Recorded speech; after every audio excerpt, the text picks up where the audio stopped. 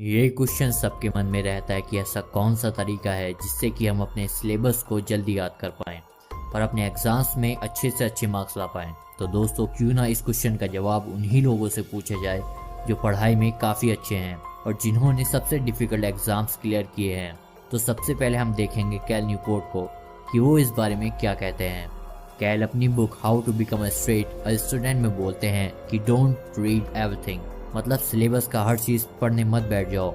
और सिर्फ इतना ही नहीं, कैल अपनी बुक में बोलते हैं कि हमारी बुक में जितने पेजेस होते हैं हमारे पास कभी भी उन्हें पढ़ने का पूरा टाइम नहीं होता, और अगर ये सीक्रेट स्टूडेंट्स को पता चल जाए तो मैक्सिमम स्टूडेंट्स बेफिजूल के स्ट्रेस और एंजाइटी से बच सकते हैं। तो आप में से कई स्टूडेंट्स ये बोलेंगे कि ये कैल न्यूपोर्ट हैं कौन और हम इनकी बात पर विश्वास क्यों करें। तो दोस्तों, कैल ने दुनिया के one of the best college MIT से पढ़ाई की है और वो अभी जॉर्जटाउन यूनिवर्सिटी में कंप्यूटर साइंस के एसोसिएट प्रोफेसर हैं। तो हम इनकी एबिलिटी पर शक ना ही करें तो अच्छा होगा। और आप में से कुछ लोग ये सोच रहे होंगे कि ये तो फॉरेनर हैं, इनका सिलेबस पैटर्न डिफरेंट है इसलिए इनका तरीका भी अलग होगा, और क्या ये हमारे इंडियन एजुकेशन सिस्टम में फॉलो होंगी। तो पहली बात तो यह है कि ऐसा कुछ नहीं है। हमारा कल्चर डिफरेंट हो सकता है लेकिन ह्यूमन साइकोलॉजी और ह्यूमन की लर्निंग एबिलिटीज सब सेम है। लेकिन फिर भी एक इंडियन एग्जांपल लेते हैं। ये दीपक रावत सर हैं, IAS district magistrate, Haridwar, Uttarakhand. ये भी कॉम्पिटिटिव एग्जाम्स की तैयारी के लिए यही रिकमेंड करते हैं कि लेस इज मोर, यानी उतना ही मटेरियल पढ़ो जितना की जरूरत हो, क्योंकि जितना ज्यादा मटेरियल हमारे पास होगा उसे देख देख कर ही हम काफी स्ट्रेस में आ जाएंगे, क्योंकि वो हमसे कभी भी खत्म तो होने वाला नहीं है। इसलिए do not study all the material that is given. एक बात याद रखें कि लेस इज मोर। मेरी सलाह मेंस देने वालों को इतनी है कि आप घिरे हुए मटेरियल से, इग्नू का मटेरियल है, इंटरनेट पे मटेरियल है, तमाम कोचिंग्स हैं, तमाम गाइड्स हैं। आपको ज़्यादा से ज़्यादा जो आंसर लिखना होगा, कितना होगा? हो सकता है 250 वर्ड्स का हो। मेरे टाइम पे तो मेंस में इतने लंबे आंसर हुआ करते थे। हो सकता है 300 का हो। इतना सब कुछ पढ़ के आपको एक अच्छा content, rich in facts, very reasonable और सिंपल आंसर लिखना है। ये आप कब लिख पाएंगे? जब आपकी पढ़ाई लिखाई की सामग्री इतनी ज़्यादा ना हो, लिमिटेड हो और आपके आंसर्स की क्वालिटी अच्छी हो। तो हमेशा याद रखिएगा, less is more. Thank you. एक और एग्जांपल लेते हैं रोमन सैनी का। रोमन सैनी ने all India institute of medical science से MBBS की और IAS भी क्रैक कर चुके हैं। रोमन बोलते हैं कि एक साल में हम 5000 पेजेस से ज्यादा नहीं पढ़ सकते। तो इसका मतलब है कि आपको अपने मटेरियल को कम करना पड़ेगा, चाहे एक्स्ट्रा बुक्स को डोनेट कर दो या फिर रद्दी में दे दो, क्योंकि अगर हमने अपने पास कुछ एक्स्ट्रा मटेरियल रखा है तो वो हमारी मदद नहीं करने वाला, बल्कि हमारी एंजाइटी और स्ट्रेस लेवल ही बढ़ाएगा। इससे पहले कि हम देखें कि हमने कौन से सिलेबस के पोर्शन को पढ़ना है और कौन से सिलेबस के पोर्शन को छोड़ना है, पहले हम इस बात को डिटेल में समझ लेते हैं कि why covering less syllabus will give you more marks. Actually reality में सिर्फ लेस सिलेबस ही आपको ज्यादा मार्क्स नहीं दिला सकता, बल्कि कम मेहनत भी आपको अच्छे मार्क्स दिला सकती है। इसको अच्छे से समझने के लिए हम इस प्रिंसिपल को समझ लेते हैं जिसे 80-20 कहा जाता है, या फिर परेटोस प्रिंसिपल, यानी कम एफर्ट लगा के ज्यादा कैसे अचीव करें, जिसकी तरफ अब इशारा कर रहे हैं। एक्चुअली 100 साल से भी पहले यानी 1897 में एक आदमी था जिनका नाम था विल्फ्रेडो परेटो, जो इटालियन इकोनॉमिस्ट थे। वो इंग्लैंड में वेल्थ डिस्ट्रीब्यूशन यानी किसके पास कितना पैसा है उसे स्टडी कर रहे थे, और इन्होंने नोटिस किया कि 80% पैसा और जमीन 20% लोगों के पास है, और उन्हें लगा कि ये तो बहुत अमेजिंग पैटर्न है। फिर बाद में जब उन्होंने इसी प्रिंसिपल को और फील्ड में देखना शुरू किया तो उन्हें पता चला कि ये प्रिंसिपल तो हर जगह फॉलो होता है, यानी कम चीजें करके भी आप ज्यादा अचीव कर सकते हो। जैसे 20% मूवीज बॉक्स ऑफिस में 80% कमाई करती हैं, आप 80% टाइम अपने 20% कपड़े पहनते हैं।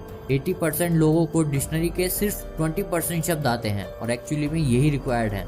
20% क्रिमिनल 80% क्राइम करते हैं। दुकान में पड़े हुए 20% प्रोडक्ट्स ही 80% सेल्स करवाते हैं। 20% कार्स ड्राइवर्स की वजह से ही 80% एक्सीडेंट्स होते हैं। 20% स्टूडेंट्स ही 80% एग्जाम्स क्लियर करते हैं, और हम अपना 80% टाइम अपने 20% दोस्तों के साथ गुजारते हैं। इन शॉर्ट, आप कोई भी फील्ड ले लो, चाहे वो आपकी स्टडी हो या फिर आपकी पर्सनल लाइफ, मेजॉरिटी ऑफ चीजें आपकी माइनॉरिटी ऑफ एक्शंस पर डिपेंड करती हैं। अगर हम इस प्रिंसिपल को किसी और एंगल से देखें तो हम कह सकते हैं कि हर चीज इक्वली मैटर नहीं करती है। इसी प्रिंसिपल को the one of thing book में भी बताया गया है। ये एक सबसे बड़ा झूठ है कि हर चीज बराबर है, कुछ भी बराबर नहीं है। क्या आपका मूवी देखने का डिसीजन या फिर बीमार पेरेंट्स का ध्यान रखने का डिसीजन बराबर है? नहीं। क्या आपकी 5 उंगलियां बराबर है? नहीं। क्या हर प्रोफेशन बराबर है जो आपको इक्वल इनकम कमा कर देगा या फिर सोसाइटी में रेस्पेक्ट देगा? नहीं। क्या आपके हर टीचर की क्वालिफिकेशन बराबर है और उनके पढ़ाने का स्टाइल बराबर है? नहीं। इन शॉर्ट, हर चीज डिफरेंट है। कहीं चीजें ज्यादा इंपॉर्टेंट है और कहीं चीजें कम इंपॉर्टेंट है, और ये प्रिंसिपल आपकी स्टडी में भी यूज होता है। एग्जाम्स में majority of questions minority of topic से पूछे जाते हैं। अब इसका मतलब ये नहीं है कि एग्जैक्टली 20% सिलेबस से आपसे एग्जैक्ट 80% क्वेश्चन पूछे जाएंगे, लेकिन मैं आपको ये पूरी कन्विक्शन से बोल सकता हूँ कि ऑलमोस्ट 40 to 50% टॉपिक से आपसे 70 to 80% क्वेश्चन पूछे जाएंगे, यानी आपका आधा सिलेबस ज्यादा इंपॉर्टेंट है। अगर आप ये चीज समझ गए हैं तो अब हमारी सक्सेस अब इस बात पर डिपेंड करती है कि क्या हम में ये स्किल है हम वो 40 to 50% सिलेबस सेलेक्ट कर सकें जिससे हम आसानी से एग्जाम्स में दिए गए ऑलमोस्ट 80% क्वेश्चन के आंसर दे सकें। अब इससे पहले कि मैं आपको सजेस्ट करूं कि कैसे हम वो सिलेबस का मोस्ट इम्पोर्टेंट सेक्शन सेलेक्ट करें, पहले मैं कंफ्यूजन को क्लियर कर देता हूं जो मैक्सिमम स्टूडेंट के मन में होता है। वो ये है कि हम में से कई लोग इस थॉट को भी अपने माइंड में नहीं लाना चाहते और डर जाते हैं कि हम सिलेबस को कुछ पोर्शन ही छोड़ देंगे। तो ये डर एकदम नॉर्मल है। तो अब सवाल ये आता है कि इस थॉट से जो डर लग रहा है उसका क्या करें। तो इसके लिए मैं आपको सजेस्ट करूंगा कि हमको खुद को समझाना है कि हम सिलेबस का कुछ पोर्शन नहीं छोड़ेंगे, बस सिलेबस को खत्म करने का सीक्वल थोड़ा चेंज कर देंगे। यानी सबसे इम्पोर्टेंट सिलेबस का पोर्शन सबसे पहले खत्म करेंगे और उसके बाद rest of the syllabus. In short, learning sequence change करना है, कुछ छोड़ना नहीं है। तो अब नेक्स्ट क्वेश्चन आता है कि सिलेबस का सबसे इम्पोर्टेंट सेक्शन कैसे सिलेक्ट करें। वैसे तो ये स्किल प्रैक्टिस के साथ आती है। जितनी ज्यादा आप क्लासेस अटेंड करते हैं, जितनी ज्यादा आप टेस्ट देते हैं, उनसे ही आप में ये स्किल आती है कि सबसे ज्यादा इम्पोर्टेंट क्या है। फिर भी कुछ जनरल टिप्स हैं जिन्हें यूज करके आप अपनी बुक्स का सबसे इम्पोर्टेंट पोर्शन ढूंढ सकते हो। तो पहला टिप आता है कि सिलेबस पर कंसंट्रेट करो। अगर आप बोर्ड एग्जाम या किसी कॉम्पिटिटिव एग्जाम की तैयारी कर रहे हैं तो कभी भी सिलेबस के बाहर के टॉपिक को कवर ना करें।